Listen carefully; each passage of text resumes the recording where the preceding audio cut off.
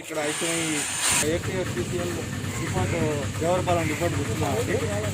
ఇక్కడ మా సమస్యలు మేము డిఎం గారికి అర్జీ ఇవ్వడానికి వచ్చాము. ముఖ్యంగా మాకు కొన్ని సమస్యలు ఈ 10 నెలల నుంచి మేము సంవత్సరం అయింది ఏపీఎస్సీఎల్లో ఉద్యోగానికి జాయిన్ అయ్యి మన ప్రీతమ సీఎం జగన్మోహన్ రెడ్డి గారి ఆధ్వర్యంలో మా అందరికీ ఉద్యోగాలు వచ్చాయండి. మాకు క్వాలిఫికేషన్ తగ్గట్టు సేల్స్ మెన్గా సూపర్వైజర్లుగా డివైడ్ చేసి మా ఉద్యోగాలని కంటిన్యూ చేస్తున్నాము.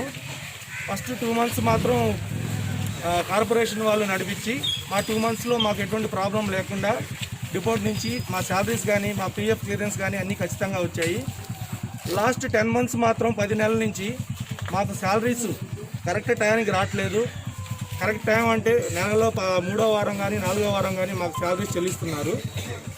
అదే కాకుండా మా పిఎఫ్లు మా పిఎఫ్లు మా హక్కు, మా శాలరీ నుంచి కొంత అమౌంట్ పిఎఫ్గా డిడక్ట్ చేసి అది పిఎఫ్లో క్లియరెన్స్ ఇస్తున్నారు. ఆ పిఎఫ్ అమౌంట్ మాకు ఇప్పుడు వరకు పిఎఫ్ అమౌంట్ మాకు ఇప్పటికీ పిఎఫ్ నెంబర్లు అడుగుతూ ఉంటే ఇవ్వలేదు. అలా రెడ్డి ఏజెన్సీ వాళ్ళకి ఇచ్చాము. రెడ్డి ఏజెన్సీ వాళ్ళు మాకు ప్రాపర్గా రెస్పాండ్ అవ్వట్లేదు. ఒకటి రెడ్డి ఏజెన్సీస్ని అడిగితే డిఎం గారిని అడగమంటారు, డిఎం గారిని అడిగితే రెడ్డి ఏజెన్సీస్ని అడగమంటారు.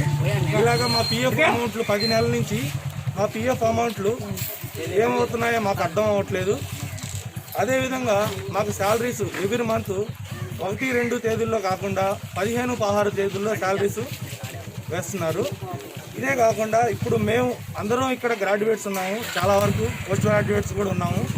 మేము మా ఉద్యోగాల్ని మమ్మల్ని పర్మనెంట్ చేయమని, అది కార్పొరేట్ సంస్థలో కలపమని, మా యొక్క బాధల్ని ఇది వచ్చి సీఎం వరకు లేదా ఎక్సైజ్ మినిస్టర్ నారాయణ స్వామి గారి వరకు తీసుకువెళ్ళాలని మా యొక్క విన్నపం.